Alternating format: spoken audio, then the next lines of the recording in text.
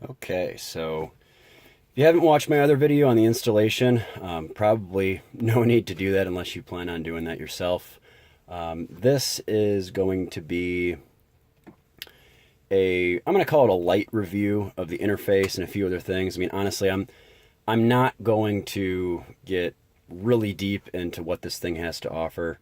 Um, I bought it because I wanted to be able to tether my phone. I wanted to be able to tether Bluetooth. I wanted to be able to use the unit as a standalone, 4G unit in my car and not have to hotspot my phone and all that good stuff. So I'm going to kind of take you through what I did, what I have available through the Avin Avant 3, and feel free to leave any questions below. I'd be happy to answer any of them. Honestly, the install wasn't that difficult. You can do it yourself. It did take me 6 hours. A reputable mechanic could probably do it in half that time and will charge you about $200. I would rather reserve that money for hooking up the reverse camera or something like that. So without further ado, let's get right into it. I installed mine with essentially just the basics. I, unhooked the harness from the business CD. I hooked everything into the Avin unit. You can see the volume rockers and everything work. If you put on the radio,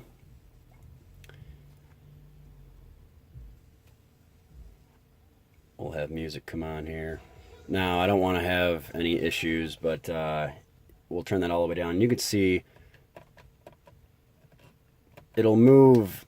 The buttons will move the radio. The buttons will move the volume if you're in certain apps. The volume rocker works here, so it works great. I'm very happy with it. And the way we got to this point is, it's pretty much just OEM. No, I don't have any aftermarket. I don't have an aftermarket stereo. I don't have any, subs in my trunk or anything like that. So I didn't really have to plug in that much. All I did was I put in the 4G antenna, the 4G plus antenna, the Wi-Fi, and the GPS. So that essentially gives me everything I need to get internet.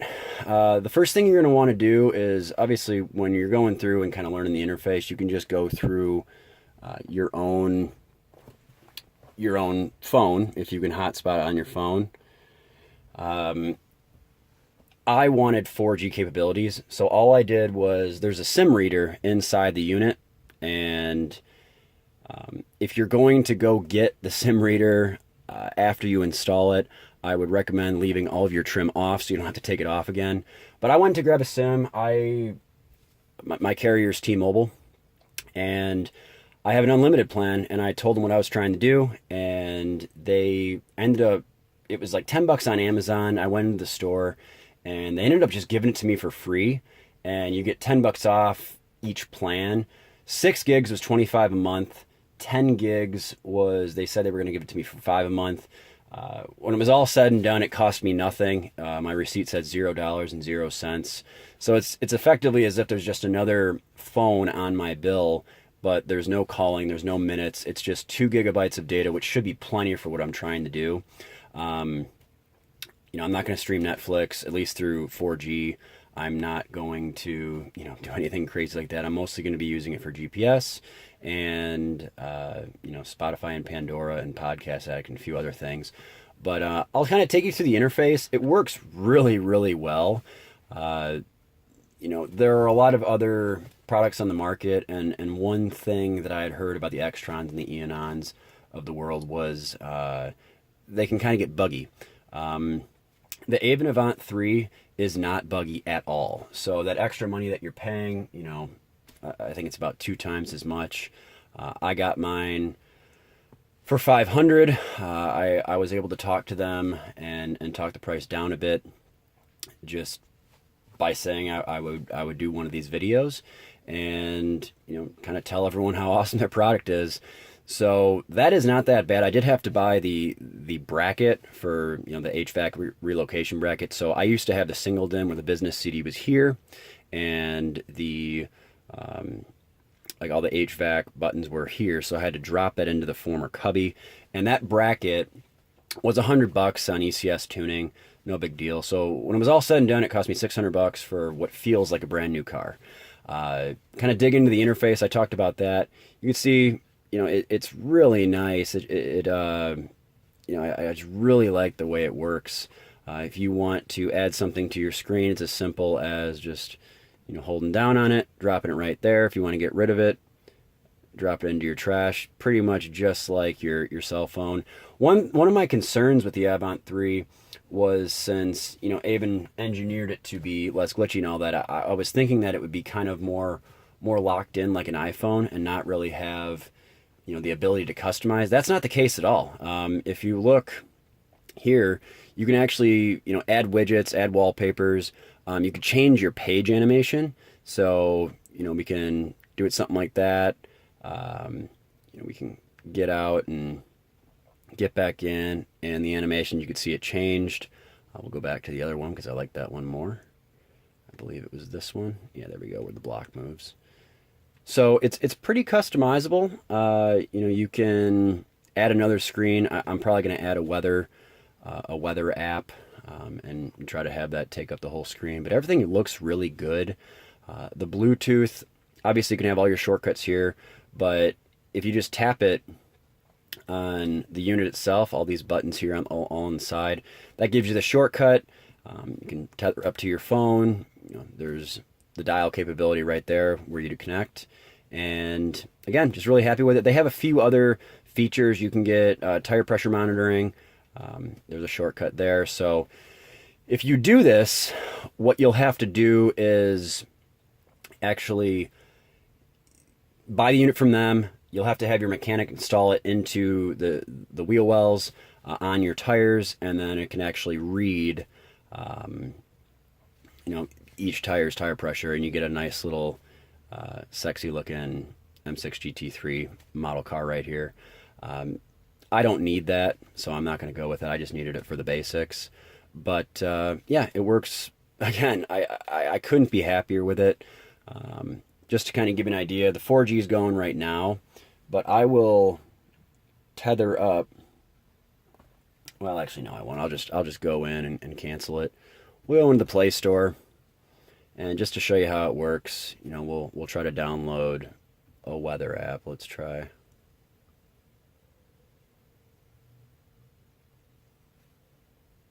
All right, the Weather Channel.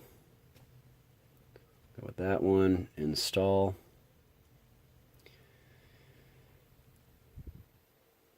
So it's fired up. You can see with the 4G, it is lightning fast. I first had installed this within my parking garage. I'm on the roof deck right now, but it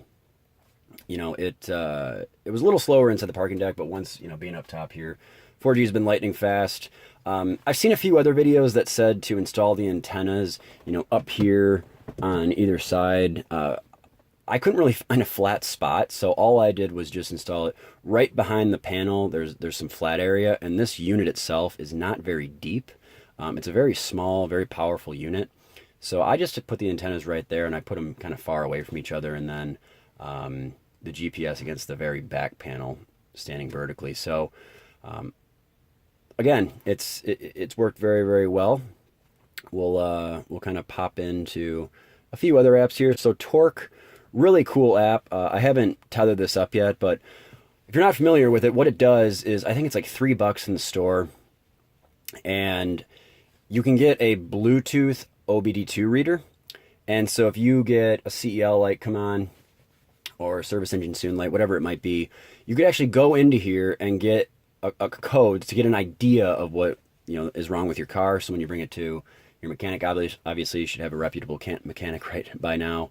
But if you don't, and you're new to a city or something, you can get an idea of what is wrong with your car, where it's wrong, and anything they tell you that's outside of that code, you'll have an idea that they're probably trying to take you for a ride. So it's not as complex as what the actual BMW reader can do, which is what your mechanic will do, but it's a very simple diagnostic tool that works really, really well. I haven't used it on this yet, but it's the same exact thing that's on my phone. So that's a nice little tool to have. The weather channel, podcast edit, car setting is cool. This is, you can adjust the display, video display here. We'll go into that. So you can actually change the brightness and the backlighting. Just like an Android phone, if you tap this little button right here, the little stack button, this will allow you to close any apps that are currently open that you don't want open. So if you're driving, you want to use less data or something, if you're on 4G, you can go into that and close everything out. So we'll just close all those out. And go back here. The Google Maps is really good looking. I actually haven't taken an official ride yet, but if you go in Carolina, and it takes you to the course, directions, and it looks really good. So it registers everything. The GPS is obviously always on. So having this was probably one of the main reasons I wanted to buy the car. I do a lot of driving for work, and this has been a very, very big help. Let's see, we'll get out of that. We'll go back home. Going into settings, here is where you can kind of check if you have a SIM card in there. You can go in there. You can see mine is in SIM slot 1. When you install the SIM card, you're going to have to push more than you expect until you hear it click. And once it's in there, it'll register on here and fire it up, and you should be good to go. You can check your data usage, which I think is pretty cool. I've only used 121 megs so far, so having 2 gigs a month should be more than enough. I've already had it in here for a week and a half. So, and then you go to Wi-Fi. If I were to turn my hotspot on, it would pop right up here, and you can access that if you want to do any downloading, if you're just sitting and waiting. Also, there is an ability to link up a microphone. It comes with a microphone. My car already had that native to the vehicle. So up top here, where you have kind of like the cluster for the sunroof, it's right here, and it's already built in. And I've tried this with Bluetoothing with my phone, and it works fantastic. I couldn't be happier with it. There are a lot of other things that you can access, but just kind of show you what some of it looks like. Here's the interface for your phone. We'll get out of that for the contacts. You can bring up your calendar. Bluetooth's really easy. If you want to bring up Pandora, I was a big fan of the way it looked. Pandora, for whatever reason, has taken a little bit longer to get into it. It's being quicker now. But, it fires right up. And you can go to the next song.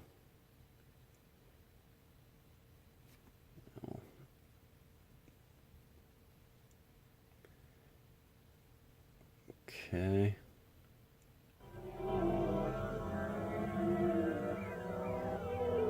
And the sound is fantastic. I gotta say, the sound is is absolutely unbelievable. So what's unique about this Avin is it comes with a preamp obviously built in, and it is a lot louder than the native business CD that comes in the car. So your music, it actually does the Harman Kardon's justice and really allows them to bump. That was kind of one of the surprises when I fired everything up. That was the first thing I noticed. It just sounds much clearer, and kind of allows those speakers to breathe a bit. Let's see what else. Spotify, again, interface is top notch. You can go into your recently played, your Discover Weekly, your library. You can look at all of your playlists. One thing that kind of does annoy me is the ability to view your playlist is real small. I don't know why they wouldn't have lifted that higher. Maybe that'll be updated in the next update. You do the search, look based on genre, search any artist, go home, look at everything that you favorited. Radio, I know we were already in that. We could just check it out. You know, I've sort of, you got all your save buttons right here. You can go to any station and just hold down and you're good to go. This is where you can change all of your bass and your mids and your treble. You can actually change it based on genre. So whatever you're listening to, if you know that you're going to be listening to an album, if you're listening to a new album or something, you could actually go in and toggle it based on genre of music. You can throw the fader just by your finger. You can bring it back and forth. So you can bring it to the back of the car, mid back if you're having a conversation, centered. You know, I think that's pretty cool. So we'll kind of leave it mid back. And we'll get back out of that.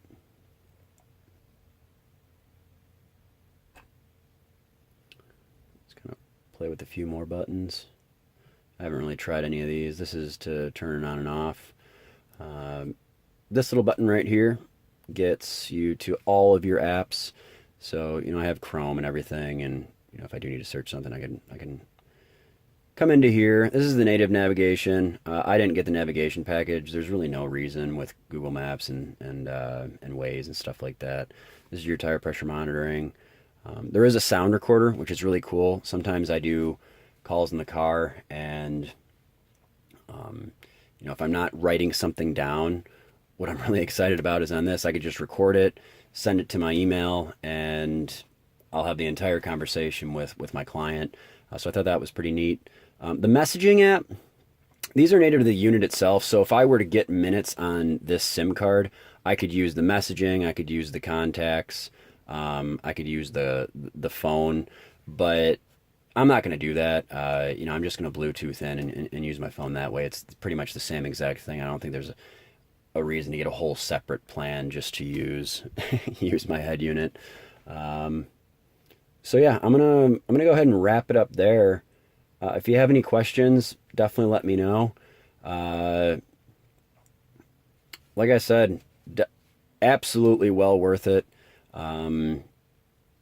By far my favorite upgrade to my car since I've had it, and you know, hope that if you've been looking at this unit or another type of unit, that my videos have at least given you, you know, the ability to maybe make you think that you can do it. But yeah, thanks for watching, and like and subscribe.